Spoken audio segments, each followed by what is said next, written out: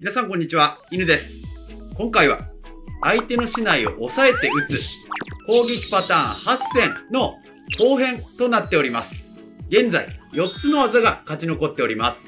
残念ながら敗退してしまった技の分析は前半の動画で行っておりますので、まだの方は今回の動画と合わせてぜひご覧ください。犬の独断と偏見によって決まる今回の技トーナメント。優勝に輝いたのはどの技となったのでしょうか。準決勝1つ目の勝負から順に見ていきます。行ってみましょ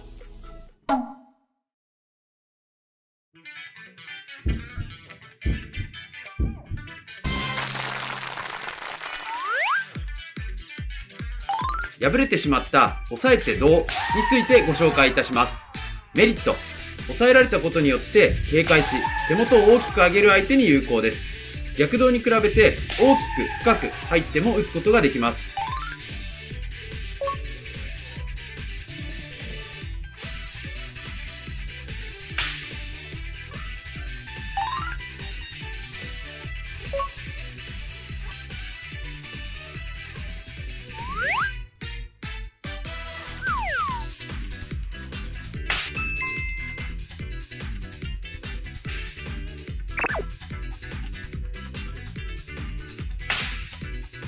突然大きく入られることによって慌てて手元を上げてしまうことになりやすいです。デメリット。深く入らないといけないことはメリットでもありデメリットでもあります。同技はモーションが大きく手元を上げるまでもなくバレてしまうことがあります。高いレベルになるほどこの技が決まるシーンは減っていくような感じもあります。意表をついてみるのはあり。途中まで面を打つ軌道を意識して入れると効果的。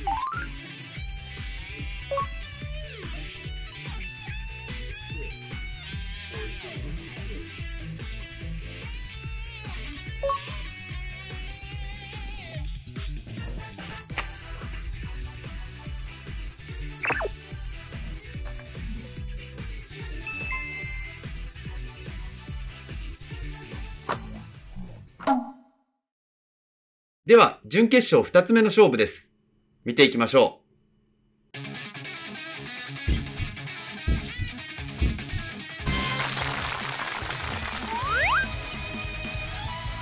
う。敗れてしまった押さえて裏面についてご紹介いたします。メリット。押さえられてから面を警戒したのに面を打たれてしまうというのはダメージが大きいものです。実際は一瞬の出来事ですが、その一瞬の中でも体の出方からしてギリギリまで固定や動はないだろうと思って面を防いでしまいます。下がっても届かせることができます。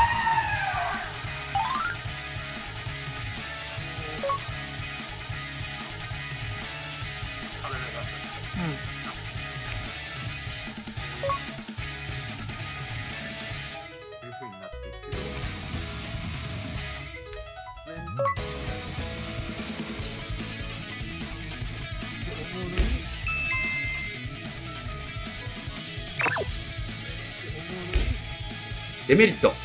間合いが近くなると当てるのが難しくなります。当てることができてもうまく竹刀を抜いて斬新を取れないと防がれてしまう。こういう難しさがあります。自分が使うにも便利ですが、使われたらかなり嫌な技ですね。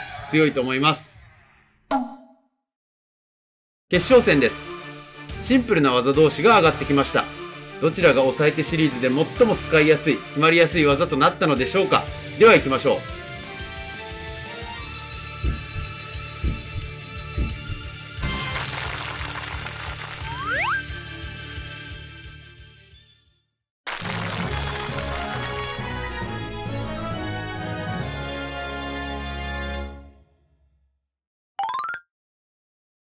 敗れてしまった押さえて面についてご紹介いたします。メリット。押さえた時点で相手は防がないと打たれてしまうというリスクが高くなります。相手は何もしない、避ける判断が遅れるなどすれば負けることになります。ここから出鼻の面を打とうにも同じスピード以上であれば抑えられている方が不利になり負けてしまいやすいのです。ここから出鼻の小手を打つにも竹刀の位置が悪く、先に攻め込んでいる面の方が打つのは簡単なので有利となります。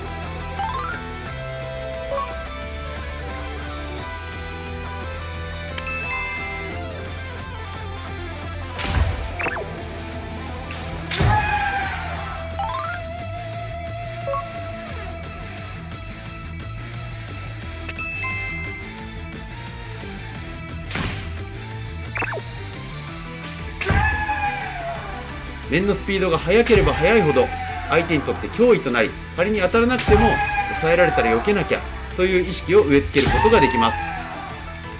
デメリット。単に面を打つよりはいいですが、再始動を待ってる相手からするとデコテや出鼻面より邪魔が少なく打ちやすくなってしまうことがあるので警戒が必要です。また抑えた時点で打つぞと宣言しているようなものなので、相手が反応し始めるのは早いことが多いです。もともと強い技ですが、他の技と組み合わせることでより効果を発揮するでしょう。1本取れればラッキー、取れなくても相手に手元を上げさせるきっかけとなり、他の技の成功率を上げることにつながる非常に優秀な技です。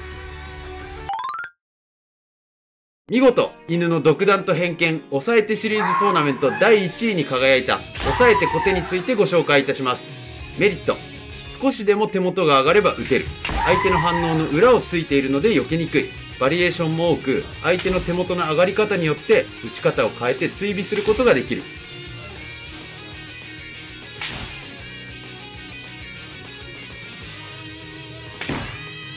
モーションが大きい技に比べ、慣れてくると失敗しても打たれにくい。小手を防がれた時の面などの次の技につなげやすい。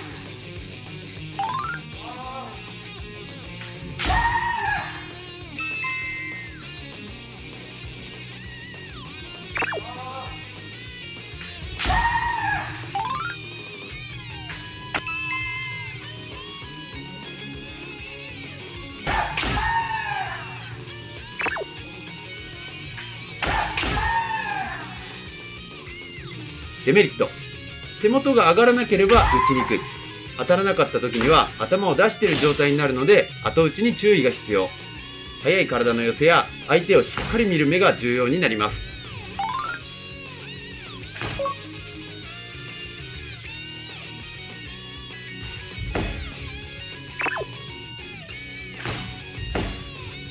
実際試合など打たれてはいけないという心理が働けば手元が上がってしまう人は多いです。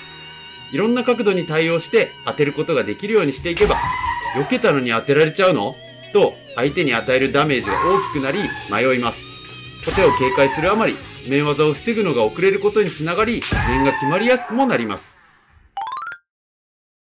今回の8つの技に加えて覚えておきたいこと。抑えて避け入る。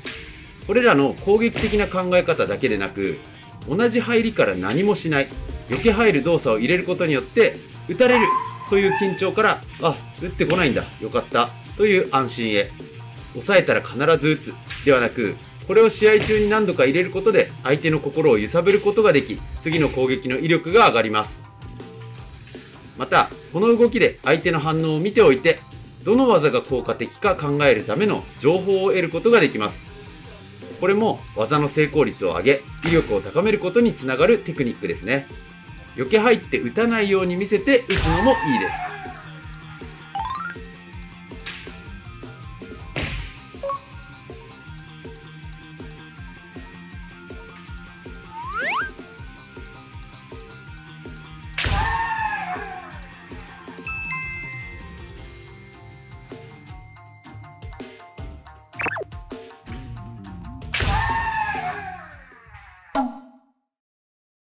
貯める。レベルが上がってくると、ここでお互いに狙いがあったり相手を見ようとしたりしてためが作れる瞬間もあります。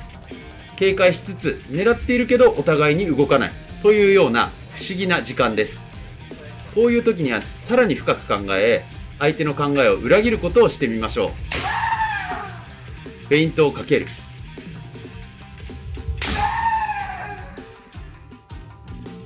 あえて大きく打つ。あえて素直に打つなど、合わせて使って駆け引き上手になりましょう。はい、いかがだったでしょうか。今回の結果は僕の勝手な意見です。技を選ぶ際に重要視していただきたいのは、自分に合ってるかどうか、自分がやってみたいかどうかです。単に一番いいって言ってたから押さえて小手練習しようではなく、面打ちが得意だから押さえて小手と混ぜて使えるようにしようとか、今回1回戦で負けちゃってたけど押さえて面小手はやってみたいなとか、この自分の意思で決めるとか考えて決めるってとっても大事だと思います。どの技も使いどころ次第で有効ですし、何より抑えるという同じ入りから8パターン、最後の追加も入れて10パターン使い分けられたら相手としてはすごく嫌ですよね。10個もできなくていいと思いますが、打たない入り方も含めて3つぐらいできるようにしておくとかなり楽しめるんではないでしょうか。まだの方はチャンネル登録、いいねをよろしくお願いします。僕が普段課題にしていることや練習内容を知りたいなとか、メンバー限定のライブや進めている計画などに興味を持っていただけた方は、メンバーシップもチェックして一緒に夢を叶えていきましょう。現在も多くの方にご支援、応援をいただきながら剣道を楽しむための情報を共有させていただいております。もしよかったらメンバーシップの登録も検討してみてください。これからも剣道を楽しんでいきましょう。それでは。